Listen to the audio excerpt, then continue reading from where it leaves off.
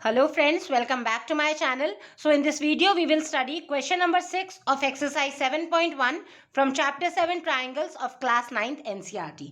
So question is in figure is already given in the question. AC equal to AE, AC side AE side के equal है, AB equals to AD, AB side आपकी AD side के equal है, मतलब single line वाली side के equal है और ये जो डबल लाइन वाली साइड है ये डबल वाली लाइन साइड के इक्वल है। और क्या गिवन है, एंगल BAD मतलब ये वाला जो एंगल है आपका एंगल BAD किसके इक्वल है, एंगल EAC मतलब इस वाले एंगल के इक्वल।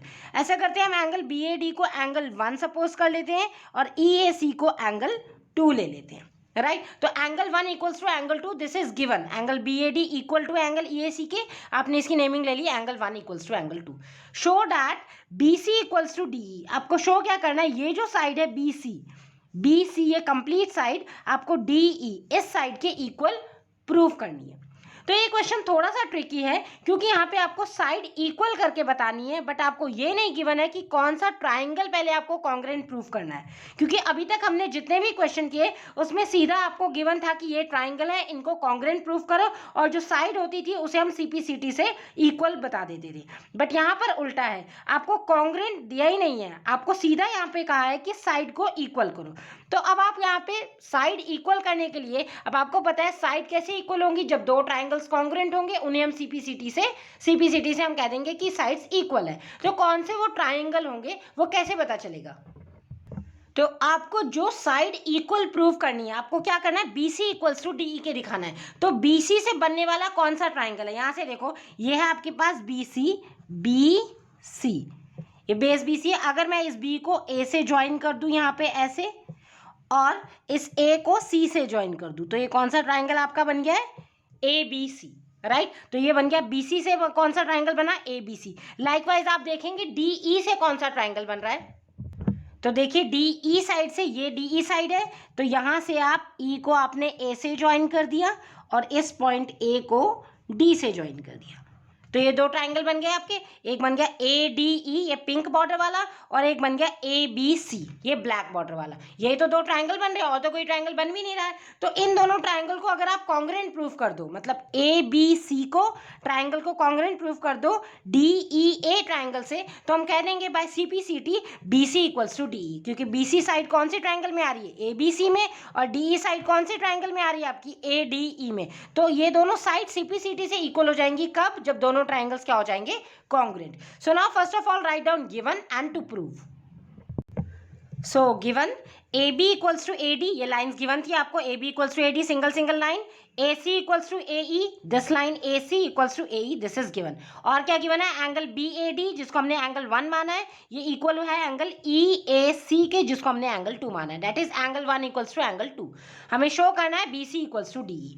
तो सबसे पहले आपको ट्राइंगल्स को कॉन्ग्रुएंट प्रूफ करना है, तो कौन से दो ट्राइंगल लेने हैं, BC कौन से ट्राइंगल में आ रहा है आपका, BC आ रहा है इस बड़े वाले ट्राइंगल में, ब्लैक बॉर्डर वाले में, ABC में। सो पहले आपने उन दोनों ट्राइंगल को कंसिडर करना है। So right down proof, consider triangle ABC and DE कौन से ट्राइंगल में आ रहा है आपका, DE ये जो पिंक बॉर्डर वाला है आपका DE आ रहा है ADE में। So right down and triangle ADE, right.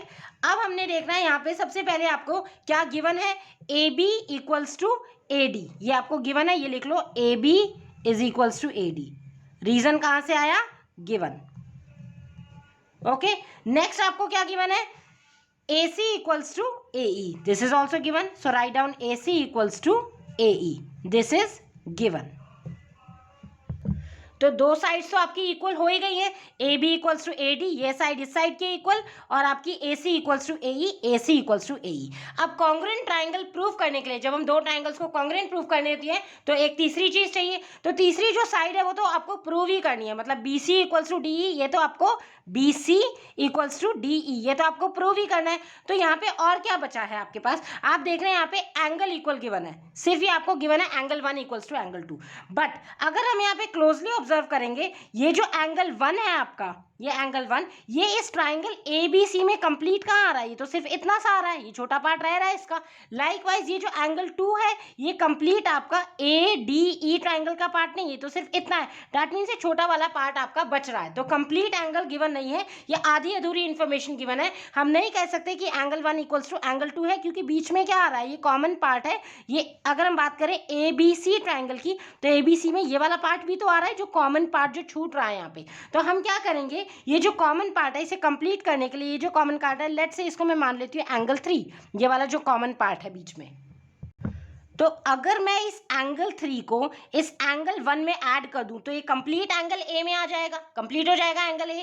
Likewise इस एंगल 3 को मैं इस एंगल 2 में भी जोड़ दूं तो यहाँ से भी कंप्लीट हो जाएगा, तो यानी कि यहाँ से भी हमें कंप्लीट मिल गया। तो ये जो कॉमन पार्ट है हम इन दोनों में ऐड कर देंगे। तो देखिए ये ऑलरेडी आपको गिवन है कि एंगल 1 इक्वल्स टू एंगल 2 है। अगर हम बोथ साइड्स कुछ करते हैं इक्वल, तो इक्वालिटी पे कोई भी इफेक्ट नहीं आएगा। मैं एंगल 3 को जो है, जो कॉमन पार्ट है दोनों में, वो दोनों साइड हम ऐड कर रहे हैं, तो इक्वालिटी साइन की वजह से उसमें इक्वेशन में कोई भी चेंज नहीं आएगा। सिंस आपकी इंफॉर्मेशन इनकम्प्लीट थी, angle 1 complete angle triangle ABC में नहीं आ रहा, ऐसे ही एंगल 2 आपका कंप्लीट ADE में नहीं आ रहा। तो उसे कंप्लीट बनाने के लिए ये जो कॉमन पार्ट बीच में छूट रहा है इसको हमने एंगल 3 एज्यूम कर लिया, एंड दोनों साइड हम इसे क्या कर देंगे, ऐड कर देंगे। इससे आपका कंप्लीट एंगल बन जाएगा।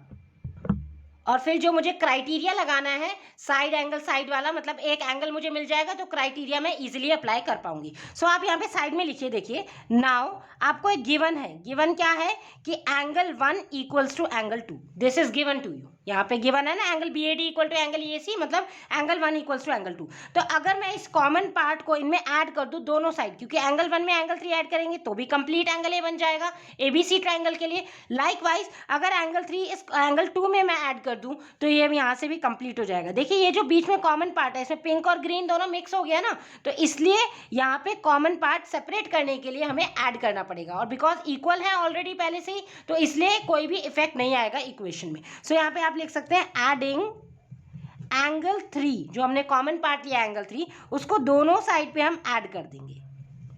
सो एंगल 1 में भी ऐड किया एंगल 3, लाइकवाइज एंगल 2 में भी हमने कॉमन पार्ट एंगल 3 को ऐड कर दिया। तो जब एंगल 1 में हम एंगल 3 को ऐड कर देंगे 1 + 3, तो ये कंप्लीट हो जाएगा एंगल A, मतलब बन जाएगा BAC, कंप्लीट एंगल बन गया BAC, तो ये हो गया एंगल BAC। लाइकवाइज एंगल 2 में आप एंगल 3 ऐड करेंगे, तो एंगल 2 में जब आप एंगल 3 ऐड करेंगे तो ये कंप्लीट बन जाएगा DAE। सो एंगल बन गया आपके पास DAE, ठीक है।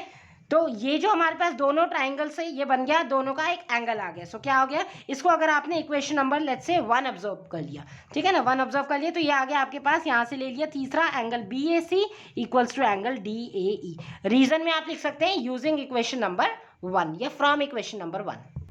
तो हमारे पास अब तीनों चीज आ गई हैं, साइड साइड एंगल। तो अब हम क्राइटेरिया फिगर से देखेंगे। देखिए ये वाली साइड थी, अगर हम सिर्फ पहले एक ट्राइंगल की बात करें ABC की, ये वाली साइड थी आपके पास, देन ये वाली सिंगल है और बीच में आपके पास एंगल है, तो इंक्लूडेड एंगल है, that means side angle side, right. तो साइड एंगल साइड क्राइटेरिया से ये दोनों ट्राइंगल्स क्या हो जाएंगे, कॉन्ग्रुएंट, ये ना साइड साइड एंगल। लाइकवाइज यहाँ पे भी ये वाली साइड, ये डबल वाली यहाँ पे भी साइड, और बीच में आपका एंगल, ठीक है। तो इंक्लूडेड एंगल है तो ये बीच में ही लिखा जाएगा। सो ये दोनों ट्राइंगल्स कॉन्ग्रुएंट हो गए by SAS criteria of congruency, right. So दोनों ट्राइंगल्स क्या हो गए, कॉन्ग्रुएंट बाय SAS कॉन्ग्रुएंसी। और आपको शो क्या करना था, BC इक्वल्स टू DE। अब BC साइड किस ट्राइंगल में आ रही है, ABC में, और DE साइड किस ट्राइंगल में आ रही है, ADE में।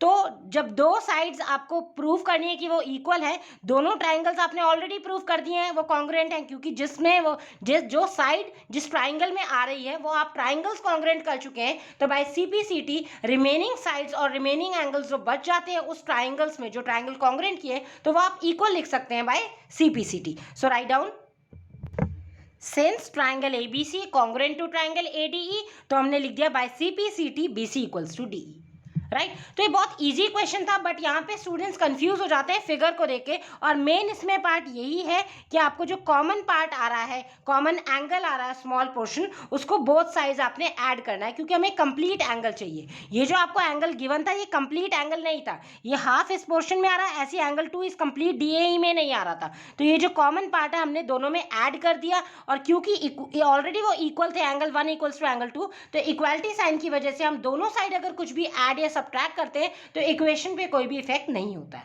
Right. And it is an important question from exam point of view. Simple question है, बस छोटी सी एक ट्रिक है आपकी कि ये कॉमन पार्ट आपको ऐड करना है, और बाद में आपका साइड एंगल साइड कॉन्ग्रुएंसी से ट्राइंगल कॉन्ग्रुएंट हो गए। और कौन से ट्राइंगल्स आपको कॉन्ग्रुएंट प्रूफ करने, वो भी आपको हिंट क्वेश्चन से मिलेगा।